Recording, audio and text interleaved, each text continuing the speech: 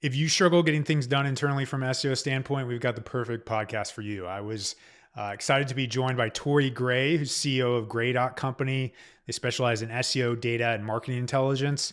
She's got a great background in-house and as a technical SEO, and I thought it was a perfect person to bring on to talk through essentially tips and deeper dives, advanced conversation around change management and how we do that as SEOs and how we get more successful. So we jumped around from a lot of actionable tips of actually accomplishing change, the big things that tend to go wrong, situations, also specific walkthroughs of when we maybe could have done better than we did. And hopefully some of that insight will be helpful to you and your company. So enjoy the convo.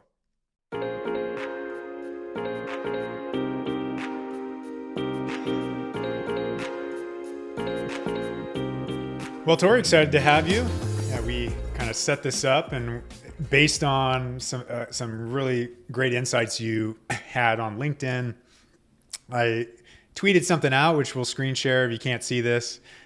You might not see it as much, but essentially saying that our job as SEOs is to help get things done at big organizations, or in some ways we might not be any better than some of the people that aren't in high regard from an SEO standpoint in our industry. Maybe it was a little inflammatory in terms of phrasing, but you had some good takes and some great experience on getting things done at bigger companies. You now run a great agency, Gray.company, that helps companies with these types of things, and you had that experience internally. So I thought, why not come on and talk through this issue?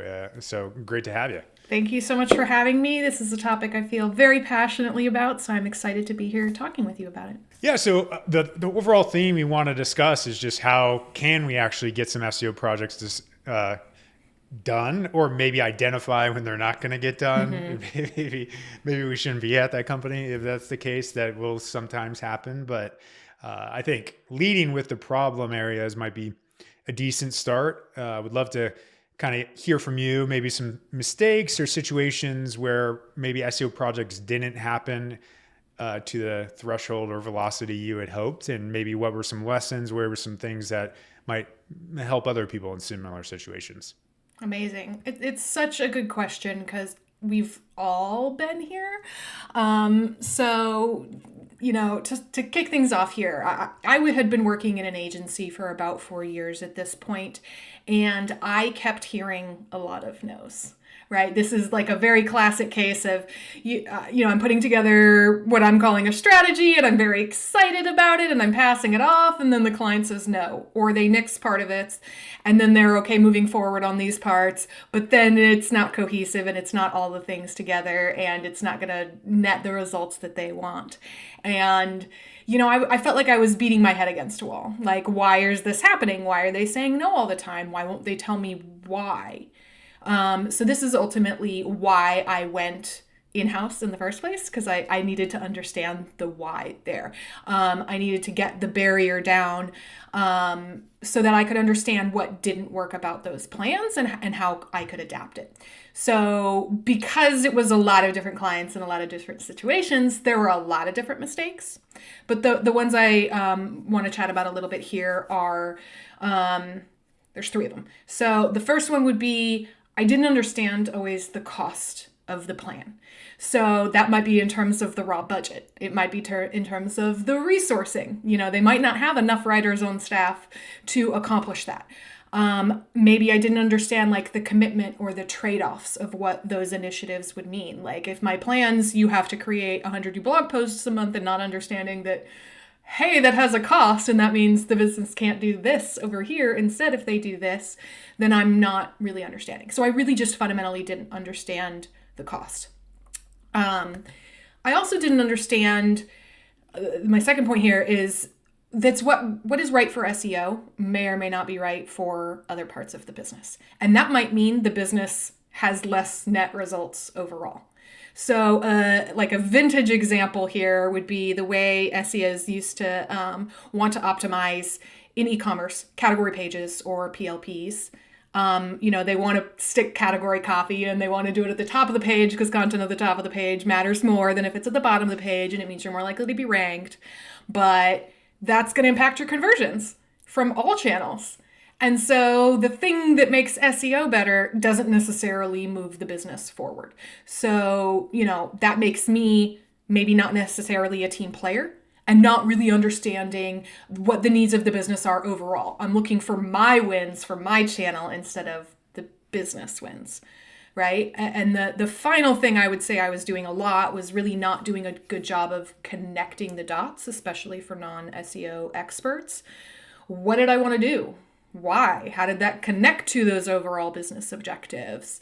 What is that going to accomplish for the business? Or, what is the prioritization? Or I'm using lingo that they don't understand, so they don't know why. And then, for whatever reason, and a lot of different reasons, they couldn't pull it together and be like, this is what matters and why, and let's move forward. So those are 3 big mistakes that I was making.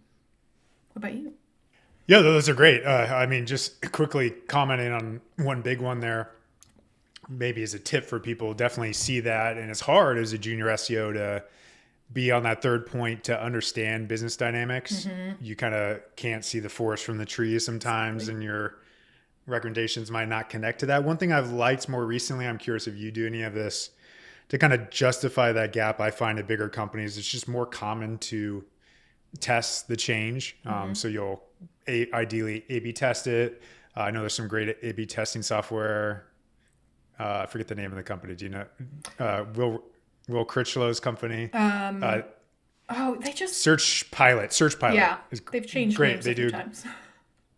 Yeah, they do a great job of this. I haven't used them specifically, so I can't speak to it, but that's a middle ground. Of course, that has its own costs. So it kind of goes back to some of your other trade-offs too. Yeah, they're not a cheap tool, to my understanding. No, they're a great tool. They're not a cheap tool. You also, tests take time to implement, and you're losing time where that item is out. I think there can also be a mismatch between what is a foundational thing that you need to do versus what's an incremental improvement. So I think this is more a tool for enterprise orgs who already have the foundational stuff in place. So if you don't have the basics in place, I've seen orgs try an A/B test whether or not adding an XML sitemap is going to improve their results. That's not why we do that. You're not going to have measurable SEO results from turning on an XML sitemap. But that, there's things that are just so core that you have to do versus things that you can improve on top of that foundation, and understanding which is which can be complicated. Something that ties to this that I think is helpful, I keep plugging distilled related things, but I don't know if you ever saw a blog post. They had a good one on being a T-shaped marketer. Oh, yeah. Have you heard of that? Oh, yeah. Yeah, it's an old school one. And essentially go deep. A lot of us listening to this will probably go deep in the T on SEO. You learn the other things. I feel like a core understanding of just CRO is really helpful as an SEO. So you don't go say things that it's also at risk of your credibility if you go in and say, remove this call to action button above the fold that is so critical for conversion. Every incremental change after that is just going to be quite bad. Yep. So it just seems like a big piece. You need to understand those things. And my personal soapbox on that is I think more SEOs need to learn about data analysis. What's the impact of my change? What's the opportunity cost of this change? Once you get past the foundational stuff and you can do a little bit of that quant work, that goes a long way into proving your case and meaning that you can do things. So spoiler of things ahead, but being able to do the math is huge. Yeah, important. And not being able to do the math is going to be a huge issue on your growth path. If you can't prove that the work that you did had value in ways that your org understands, then you're not going to get a raise. Agreed. And you're not going to get hired again. Yeah, my examples were actually just derivatives of yours, which are pretty comprehensive. I mean, I have a specific example. I'm curious if one specific, obviously an anonymous or not, example comes top of mind for you. I think it'd be helpful for people. But a recent one was we had a pretty boilerplate we just need to change the blog and hub design for this client. And we'd gone through this process dozens of times, and this client just, for whatever reason, had a lot of unique modules to that content that made every post change quite laborious. So it ended up being, to your first point, we didn't properly understand the cost of the plan.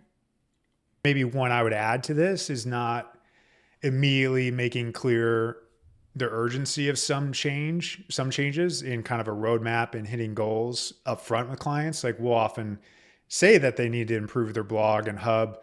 And in the last year, we just didn't necessarily up the urgency level in sales, like expectation set that it really needs to be done or we're not going to hit our goals to the threshold we probably should have. So that was kind of a mistake for me, which connected to that example of we need to do this. And yes, the scope was higher than we projected. Every client's a little different. Every situation's a little different. So don't assume your situation previously is exactly the same. Yeah. Moving forward. At least that's my experience. Yeah. Software is weird. And sometimes it's implementing something here is not as easy as over here on this platform, for sure. Getting a little bit more specific, I can speak to an engagement. It was in the last year or two. We were hired in, and this company had a great, amazing client contact. So we care a lot about getting work implemented. This person was impactful and, in their org, they knew how to get work done. They knew their org, they had the relationships, they were deep, they had been there a long time. They wanted a partner to come in and help them make sure they understood exactly what the right things to do were so that they could have the right conversations at the right time and get them, know what that roadmap is, have the trust in that to get in front of issues, right? And so in the name of speed with this client, we moved forward and let her really own the internal relationship. Then she gave notice because she got another opportunity in another place. So we didn't, we lost the time to build those other relationships internally, and then we didn't have that connection. And they opted not to replace her in the short term because the economy is weird, right? That was right when things were starting to go haywire, and they couldn't afford to at that stage, especially because they had some bigger long-term objectives. So then we in my business were in the position of working with someone more junior who didn't know how to have those conversations internally. They were less effective. And then suddenly we were in the compromised position of our success was dependent on her ability to communicate that at the right time to the right people. And she didn't know how because she was simply more junior. So then we were caught in a tight place and suddenly trying to establish those relationships that we didn't need to in the first place and maybe would have lost us time, but maybe would have been a good idea to do anyway. So we weren't so dependent on our one gateway into this org. Yeah, that's a great point. I think it's something thematically probably so many outside SEO consultants have dealt with in the last 2 years because teams have had turnover and the tech downturn and all of those things. That's happened for us. It's happened for everyone. We quickly networked to the extent we could post that change. I sometimes say we should try to do more. It can never hurt to have like a different sets of calls with stakeholders early. I can't say to your point, it's just like time versus effort. We haven't institutionalized that yet in terms of you need to go have a meeting with that CMO. Is that something you're trying to do more directly, or is there any action that you've taken since that happened? Yeah. We had originally, I think, done a good job of vetting that and looking for the red flags and staying on top of that. So I think in the sales process, we did good. I think where we dropped the ball was, in not having those critical conversations earlier in the name of speed for results for this client. And that was, in retrospect, the wrong kind of trade-off to make. So I think we would have had more broad conversations earlier with more people. So gotten FaceTime, frankly, with more people, maybe gone to more planning meetings because they were a client I could drive to. So why not show up in person occasionally and do those strategy meetings, make sure we're in with the PPC team and we're sharing data with them, right? So I have different avenues of different levels of trust with different team members.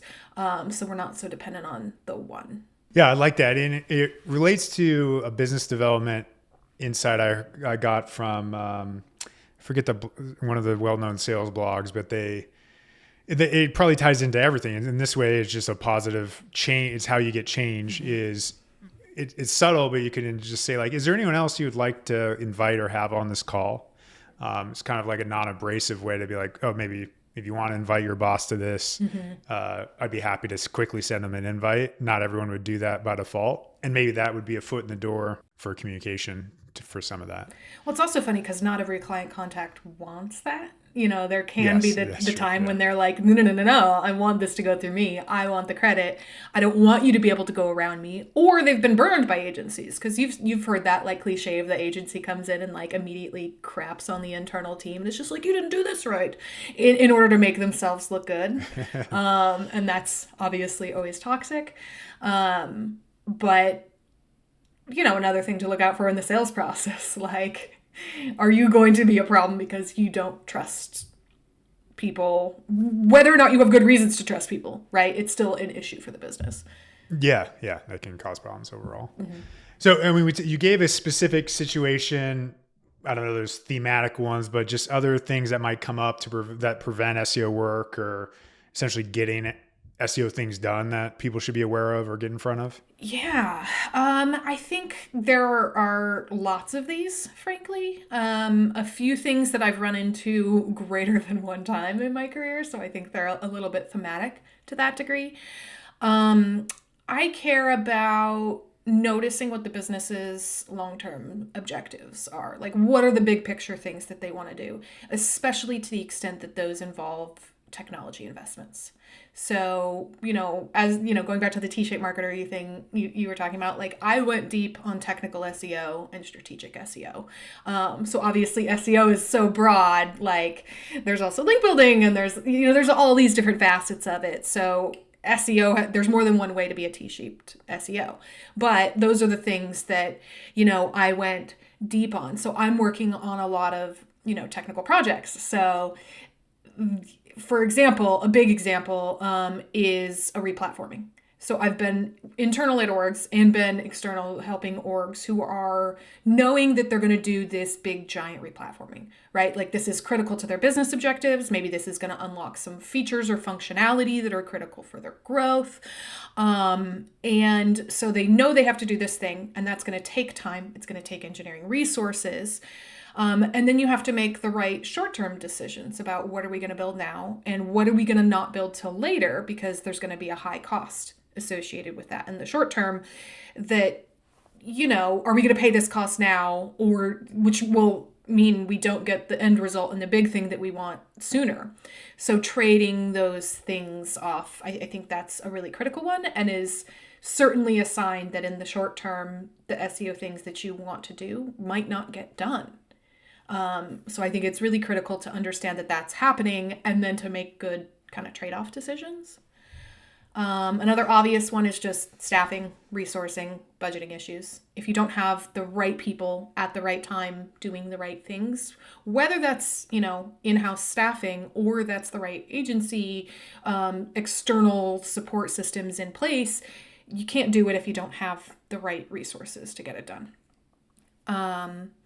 Another classic one would be urgency versus importance. And really getting so caught up in all the urgent fires, because sometimes that happens, that you can't pull your head above water and realize, hey, we're not doing the important things. And we're so focused on putting out these fires and like preventing us from like decreasing traffic that we're not focused on growing traffic. And then you miss the forest for the trees and you don't hit your goals. That reminds me of algorithm updates a lot. Like, let's dig in for a week on why we lost 5% or something like that. Yeah. Not necessarily probably the most helpful. We'll do it, but we'll try to strategically message that maybe this is not, let's just focus on improving the website right now versus our click-through rate is slightly down this week. Why? This is the critical thing we need to answer today. Yeah. Is it though? Is it? Yeah. But I think the resource thing is something we've been more aware of as well, like trying to do more development work, asking deeper questions of who's implementing these things. Do they have resources, or are they stretched thin? And trying to make it immediately aware we can help. Or as an SEO, I imagine it would always be helpful if you're a consultant is to have a bench of just random contractors that you go to that could help clients with these things. That's part of probably being a good SEO, is to have Yeah.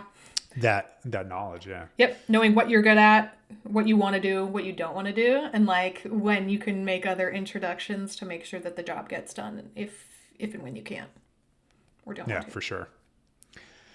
So how about tips? I mean, these things are still not easy. We can talk about them as if they are, not that we are, but they're not easy to get done. Like, what are some playbooks or things you found specifically useful for getting kind of sticky SEO projects done? You know, especially at large orgs, little matters to me more than communication, the quality of the communication. And like, more is more. And that doesn't mean more words. That means more often with more people, the right people. Better is also better. So can you be concise? Can you be clear in what you're saying? How do you get better at what that communication is? Exploring different formats even, because like some companies want a one-pager write-up, some want a big long deck.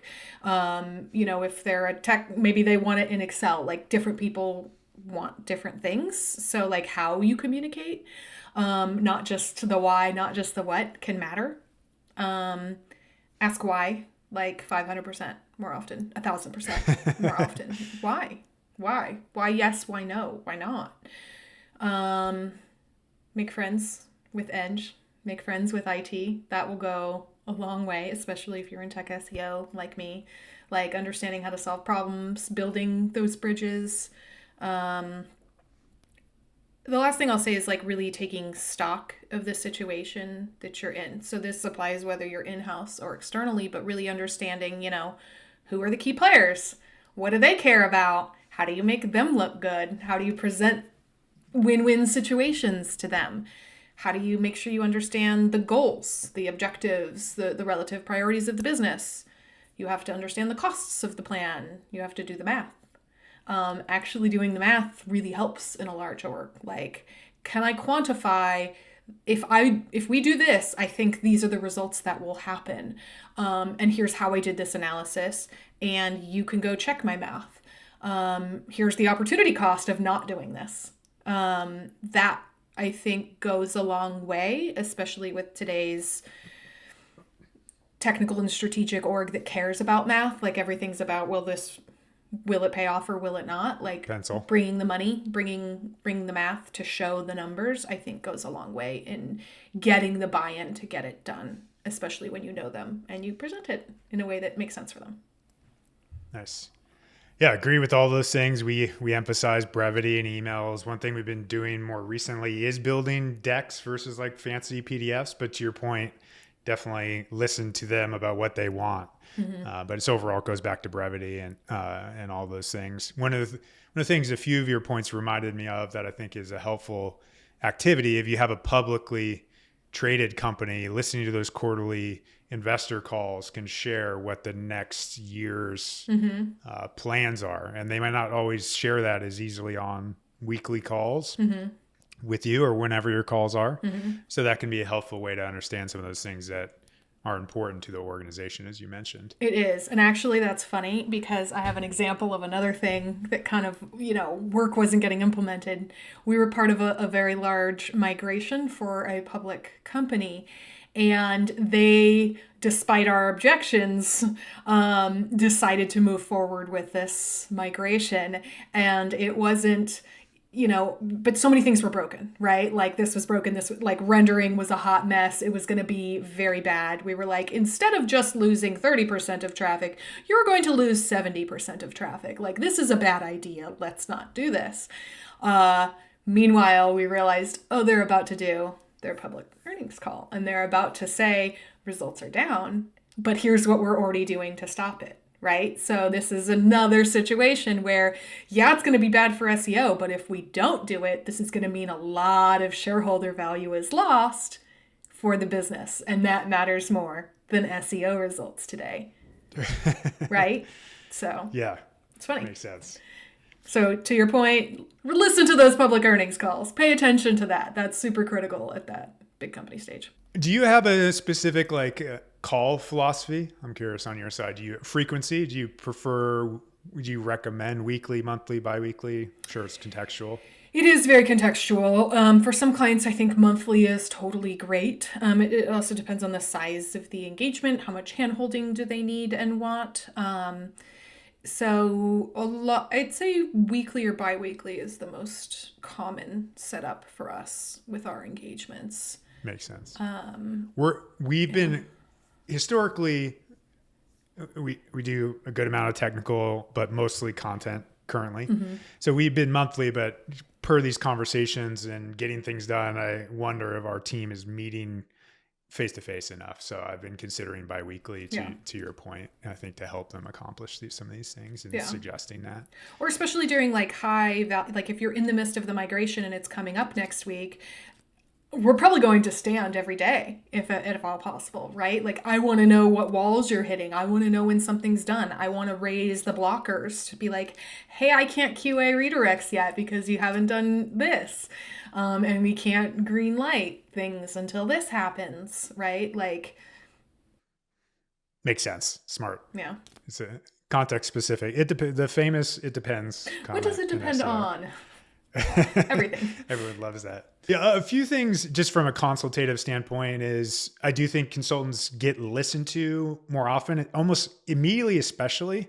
Like it's almost like a new CMO, or they even say a CEO the first 90 days or whatever.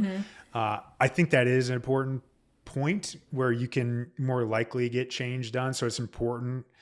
And that's where we ramped up the communication and messaging around maybe a few big projects we want to get done. These are critical, as I kind of touched on earlier. Like we didn't have a slide on it. Now we specifically have a slide that says you need to do this in this time frame, or it's not going to happen. We put it in contracts. And then one final thing that you're probably doing, but to the extent that we can feel confident in it, would be like building a little table of the project, the expected lift. The more specific you can get, the better. Like if you actually have a sense for the development time or the web design time, you can scope that. Great. You could be approximate, high, medium, low. That's not as great, but better. And then a lift against that, of course. So it helps you kind of understand at quick glance. Here's what it is. And has like, oh, this is so light and it's going to lift traffic 5%. Why wouldn't we do that? Those kind of quick TLDR tables are always useful. Yeah, helping set the context and understand I'm asking for this because of this. And then they can help prioritize for themselves, right? Like you're arming them and equipping them to make good decisions when you're not there, which I think is really important. So kind of going full circle here back to what triggered this conversation is your insightful and thoughtful commentary on my post and response from Lyndon on my post. So there was a mixed response from people about should SEOs ultimately be responsible for this? What is the task of the SEO? What is not? Like if things don't get done, was that our issue ultimately? Would love to kind of maybe close with that and hear your opinion, or maybe talk that context from the post through. Yeah. I mean, like everything, the answer is it depends, and yes and no. But yes, the SEO is responsible for that. And yes, the business is responsible for that. And I think we both need to take accountability. And this is a contract between two parties. I think sometimes the business isn't always well informed. And then that can be a challenge. And that is where the issues kind of get created, where their expectations are out of alignment with reality, and, with your expertise and what they are willing to implement. And so that is the issue. So ultimately, at the end of the day, what matters to me is transparency and goal alignment. Because how are we measuring this impact? How are we measuring this implementation, right? Like SEO usually means what we want is a chart up and to the right. But that's not the only way we can define impact, and that's not the only way we can define value. In the case of migrations, oftentimes the goal is just not to mess up traffic too much or to maintain traffic. Sometimes the goal is to grow traffic, but what decisions are made and what work needs to be done will vary depending on how you set your goal on that and how long that will take to implement, and therefore when can you actually deploy these changes. That will all vary. So really being clear with the client, like, if you want to grow, then these are the things we need to do. If you want to maintain, these are the things that we need to do. And we need to understand what those costs are. Or like in the example, the big replatforming example, that's another case where, hey, results in the short term might not be quite as high as we want, but that's because we're looking for the quick wins in the short term, and then we're making a longer term play so that you can save money and get these objectives that you want overall. So, I mean, especially in the case of this like external consultant thing, like we are not just SEO providers, we are also service providers. And our job is not just to give them good results. Our job is to help them feel good about it, right? Like our job is to make them look good. Our job is to get them a raise, our client contact. It's to help them feel educated and knowledgeable and empowered. All the good results in the world won't matter if they don't understand that they're good results and trust you and like you and want to keep you around, right? Like how many stories have you heard about like, I moved these good results and then I got fired anyway. Like, well, then your service wasn't there. Their expectations were out of line. Like there was a problem within the consulting and there was kind of a value mismatch or an expectations mismatch. So it goes back to, is there transparency and is there alignment? Is how they're defining impact and what they want. Is that what you're giving to them? And as long as those things are aligned, the rest kind of doesn't matter. Impact always matters. The bottom line always matters. But sometimes that's not real. Sometimes your business is not willing to pay enough to get good results. Sometimes you just want to maintain. And if that's what they're paying for and that's what they know they're going to get from you, then that's okay. So like define impact and get on the same page about that. And then it's all good. Yeah. Makes sense. I like the point of expectation setting. I think that's where a lot of gaps exist and where that bad reputation of SEO can exist of we need to do these things and this needs to happen. I mean, it doesn't just have to be consultant. If I'm a director of SEO going into an organization, I should be experienced enough to ask these questions. Are they willing to do these things? This is what you need to do. Otherwise, you do take some responsibility signing up for that gig where nothing happened, unfortunately. And love the point. We have the exact same philosophy of like, ultimately, our job is really to make our point of contact look good. Yeah. More than anything else. Of course, SEO is probably the best way to do that. Yeah. But it's not good results are critical. Like you can't do good service and then have crappy results or, bottom line impact and still expect to be good.